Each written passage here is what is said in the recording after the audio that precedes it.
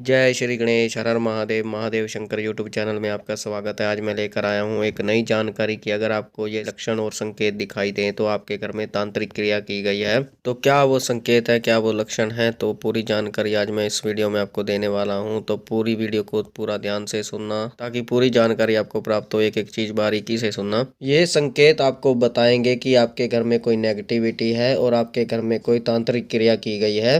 ज़्यादातर लोग मुझसे पूछते हैं चौकी पर कि गुरुजी हमारे ऊपर तांत्रिक क्रिया किसने की है।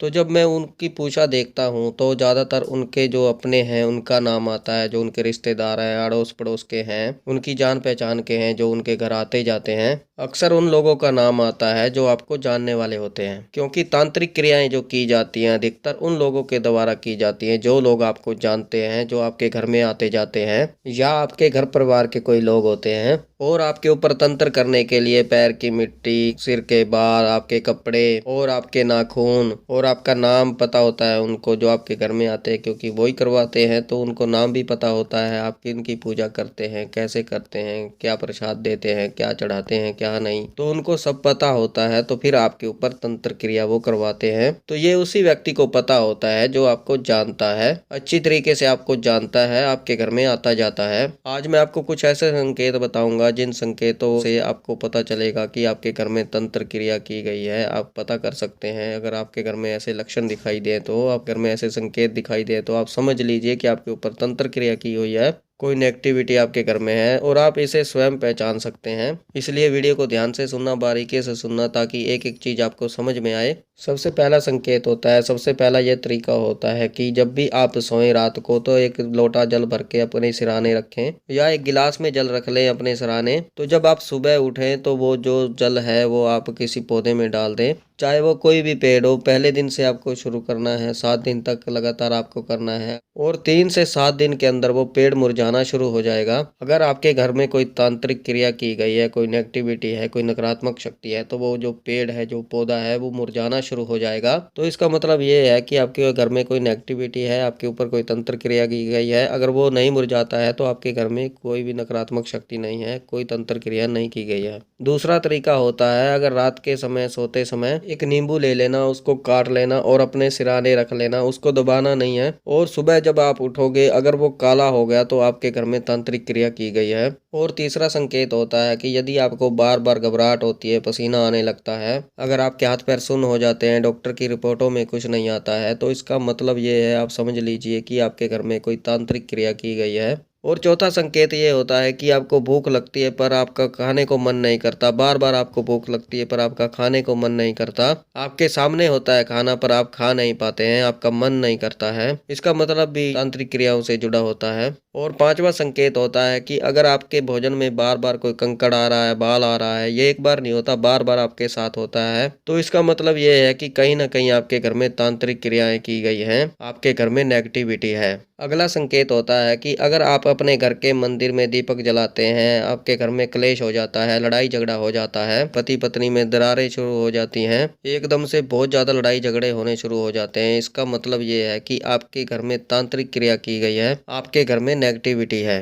क्योंकि नेगेटिविटी जो शक्ति है उसको दिक्कत होती है, परेशानी होती है और वो नहीं चाहती कि आपके घर में पॉजिटिव शक्ति जो है वो प्रवेश करे, आपके घर में आए, तो वो आपके दिमाग को भटकाने के लिए इस तरीके के कार्य करती है। अगला कारण होता है, अगर आपके घर के मंदिर में अचानक से आग लग जाए तो जो नेगेटिविटी होती है उसके कारण ही ये होता है। और अगला संकेत होता है कि अगर आपके घर में अचानक किसी व्यक्ति की मृत्यु होने लगे, एक व्यक्ति की हो, फिर दूसरे की हो, अकाल मृत्यु हो, कुछ महीने रुक के, कुछ दिन रुक के, फिर तीसरे की हो जाए, तो इसका मतलब भी ये है कि आपके घर में कोई नेगेटिविटी क्रिया है या आपके घर में कोई तांत्रिक क्रिया की गई है। अगला संकेत होता है कि आपको कोई गंदी बदबू आती है, आपको ऐसा लगता है कोई कपड़े जल रहे हैं, कोई रबड़ जल रहा है, कोई बाल जल रहे हैं, जले हुए मांस की बदबू आती है, ये बदबू बहुत ज्यादा आपको आती है, तो इसका मतलब ये है कि तांत्रिक क्रिया आपके घर में की गई है, आपके ऊपर की गई है। और अगला संकेत होता है कि जिस व्यक्ति के ऊपर तांत्रिक क्रिया की जाती है, अगर वो सूखता चला जाता है, वो खाता भी है, पीता भी है, पर वो सूखता चला जाता जाता है, उसके पेट में परेशानियां उत्पन्न होने लगती हैं, खाना पचता नहीं है और चेहरे का रंग जो है वो पीला पड़ने लगता है। तो इसका मतलब यही है कि उसके ऊपर तांत्रिक क्रियाएं की जा रही हैं। अगला संकेत होता है कि अगर आपके घर के अंदर या घर के ऊपर छत के ऊपर कोई नींबू मिलता है, कोई राई मिलती है, कोई कील मिलता है, कोई हड्डी मिलती है, मांस का टुकड़ा मिलता है, कोई विभूति मिलती है और आपके घर में सिंदूर मिलता है, आपके दरवाजे पे, आपकी छत पे मिलता है, तो इसका मतलब ये है कि आपके घर में कोई ना कोई तांत्रिक क्रिया की गई है। अगला संकेत है कि अमावस्या जैसे आती है, अमावस्या आने पर आपके घर में लोग बीमार होने लगते हैं, आपके घर के सदस्य बार बार बीमार होने लगते हैं और दिक्कतें बढ़नी शुरू हो जाएं तो आपके घर में तांत्रिक क्रिया की गई है।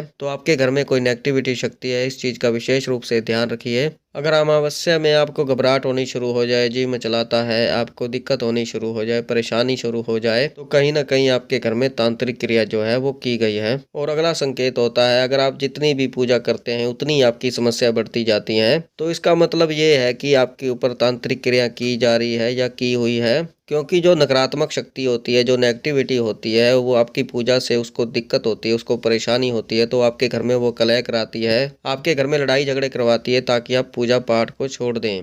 और अगला संकेत होता है कि अचानक से आपके पेट में दर्द उठता है, आप पूजा करने लगते हैं, आप पूजा नहीं कर पाते हैं, पूजा में अचानक से आपके पेट में दर्द होता है, तो इसका मतलब भी यही है कि आपके घर में कोई तांत्रिक क्रिया की गई है, आपके घर में कोई नेगेटिविटी शक्ति है जो आपको पूजा करने से रोक रही है। और अगला संकेत होता है कि आपके पैरों की जब मिट्टी कोई उठा लेता है, आपके ऊपर तंत्र क्रिया की जाती है, तो आपके पैरों में जो है जख्म हो जाते हैं, आपके पैरों में बहुत ज़्यादा खुजली होती है। आपका जख्म छोटा सा है पर आपको पीड़ा बहुत ज़्यादा होती है, बहुत ज़्यादा दर्द आपको होता है। आप कितनी भी दवाई ले लें फिर भी आपको जो आराम नहीं आता है, आपका जख्म जो है वो ठीक नहीं होता। कुछ समय वो दर्द रुकता है, फिर चलने लगता है, कुछ समय वो खुजली रुकती है, फिर आपको खुजली होने लगती है, रात को आपसे सोया नहीं जाता। तो ये भी एक तांत्रिक क्रिया का ही एक लक्षण होता है, एक तांत्रिक क्रिया का ही संकेत होता है कि आपके ऊपर तांत्रिक क्रिया की गई है। और अगला जो संकेत होता है कि आपके सिर में दर्द रहने लगता है, आपकी छाती में दर्द रहने लगता है, आपकी कमर में दर्द रहने लगता है, आपके पैरों में दर्द रहने लगता है, आपके घुटनों में दर्द रहने लगता है। आप जब खाना खाते हैं तो आपकी जीभ जो है वो बार बार कटने लगती है, उसमें दांत लग जाते हैं, तो ये भी जो है तांत्रिक क्रिया का ही एक संकेत है कि आपके ऊपर तांत्रिक क्रिया की गई है। तो कुछ ऐसे लक्षण मैंने आपको बताए हैं कि आपके घर में तांत्रिक क्रिया की गई है, आपके घर में कोई नेगेटिविटी शक्ति है, तो आपको ऐसा महसूस होता है कि आपके ऊपर तांत्रिक क्रिया की गई है, तो आपको घबराना नहीं है, आपको परेशान नहीं होना है। क्योंकि ये जो क्रियाएं होती हैं ये पहले आपके मन में डर बैठाती हैं, आपको भयभीत कर देती हैं, आपके मन में नेगेटिव विचार पैदा करती हैं और फिर आप कोई ना कोई उल्टे सीधे काम करने शुरू कर देते हैं, जिससे आपकी परेशानियां दिक्कतें और बढ़नी शुरू हो जाती हैं। तो ऐसे समय में आपको क्या करना है कि आपको हनुमान जी का चालीसा करना चाहिए। मेहंदीपुर बालाजी महाराज जो है हनुमान जी, उनका आपको सहारा लेना है। आपको अपने घर में जोत जलानी है हनुमान जी की, और बजरंग बाण का आप रोज पाठ कीजिए, 21 बार 11 बार जितनी बार आपसे हो। एक नियम बना लीजिए, अगर आप 11 बार कर सकते हैं तो 11 बार कीजिए, 21 बार कर सकते हैं तो 21 बार कीजिए। लहसुन प्याज का आपको तामसिक चीजों का जो है परहेज करना है। और मंगलवार और शनिवार को आप 2 लड्डू, एक मीठा पान, सिंदूर और एक बाबा का लंगोट जो है मंदिर में चढ़ाएं। मंगलवार और शनिवार का व्रत कीजिए हनुमान जी का, और जल अपने सामने जरूर रखें। जब आप बजरंग बाण का पाठ करें, हनुमान चालीसा का पाठ करें, तो आपको जल अभिमंत्रित करना है। चालीसा पढ़ के, बजरंग बाण पढ़ के उसमें आपको फूंक मारना है। जल को अभिमंत्रित करके पूरे घर में छींटा लगाना है, पूरे परिवार को थोड़ा थोड़ा देना है प्रसाद के रूप में।